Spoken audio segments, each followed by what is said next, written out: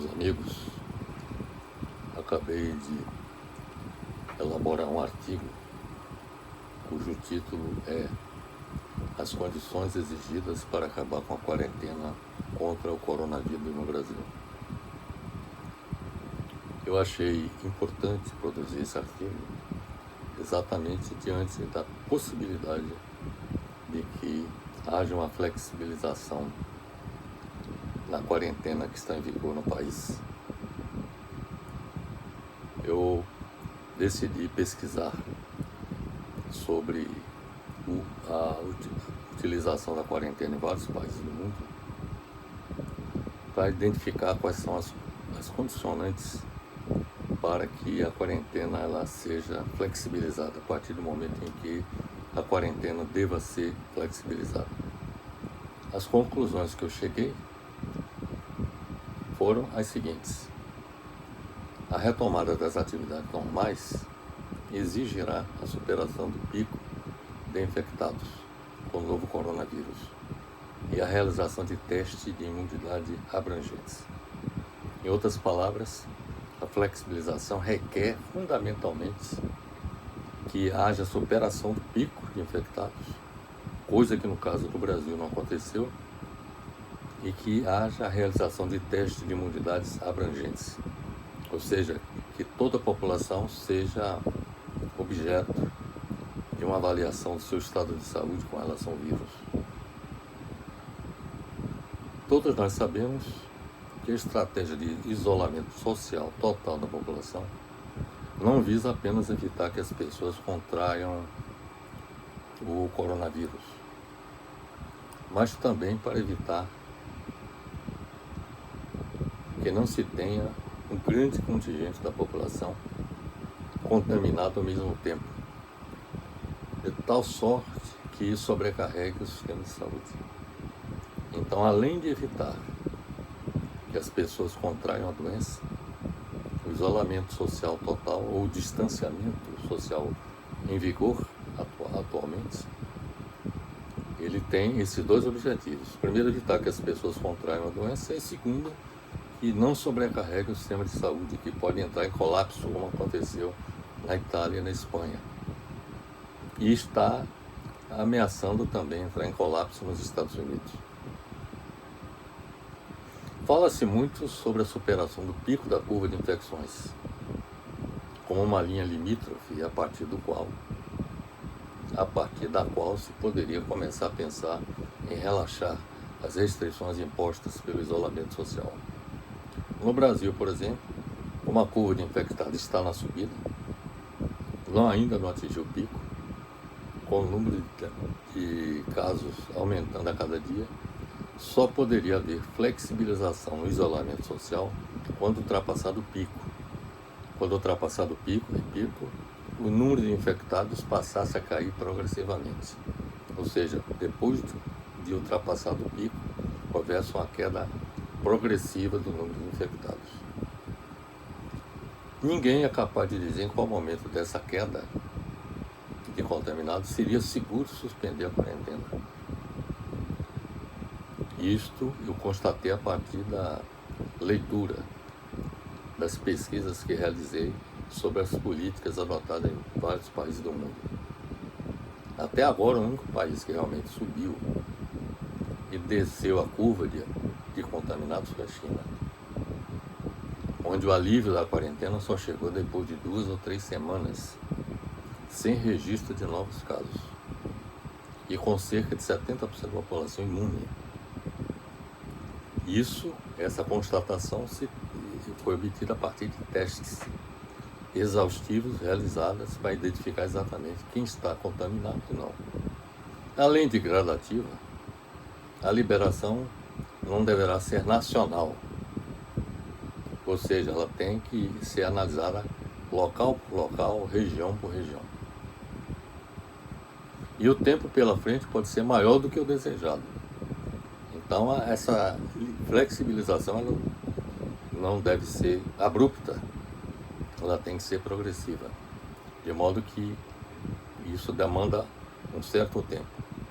Mesmo tendo decretado o fim do período de isolamento na maior parte do país.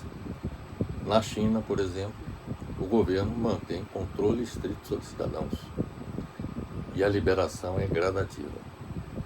A população segue usando máscara facial, isso é um ponto importante. Quer dizer, além do isolamento social, é necessário que as pessoas utilizem a máscara facial exatamente para, quando saírem às ruas, por absoluta necessidade, exatamente para se proteger e proteger as outras pessoas do contágio pela doença. Então, como eu disse, a população segue usando máscara facial, sendo submetida a constantes medições de temperatura, além de ser controlada por meio de um código, que no caso da China é o código QR, é Quick Response Code, de saúde municipal. É um código de resposta rápida, ou seja, o teste rápido de saúde municipal que funciona como passaporte da imunidade. Os cidadãos chineses recebem códigos marcados em verde, amarelo ou vermelho. Somente os residentes com código verde podem circular livremente pela cidade. Os portadores de códigos amarelos e vermelhos devem manter a quarentena e se registrar diariamente numa plataforma da internet para prestar informações até obterem um código verde.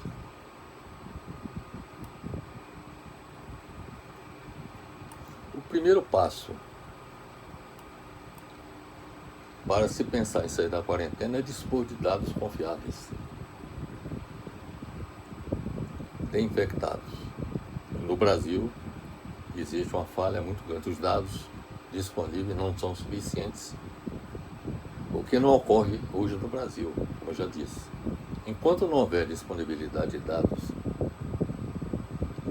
mais completo possível, é preciso manter o distanciamento social total, para evitar que não se tenha um grande contingente da população contaminada, sobrecarregando ao mesmo tempo o sistema de saúde. Um dos indicativos importantes é que o distanciamento social radical, se realizado uma única vez, por um período relativamente curto, com as pessoas retomando suas atividades normais, talvez traga resultados piores posteriormente. É o que pode acontecer se aqui no Brasil, diante da ausência de testes, de não ter atingido o pico dos infectados, houver uma flexibilização que as pessoas retornem às atividades normais.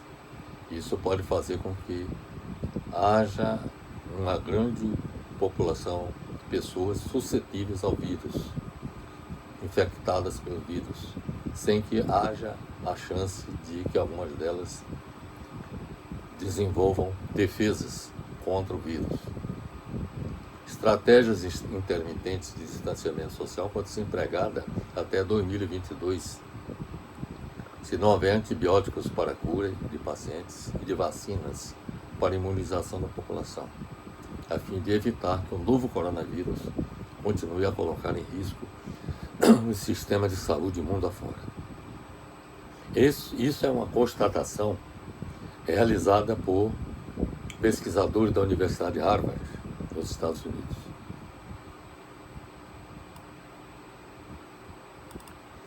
Vai ser crucial testar cada vez mais pessoas para determinar a presença de anticorpos contra o vírus e saber calibrar o abre e fecha do distanciamento social com base na proporção de novos casos e de leitos de hospital e UTI na população de cada país.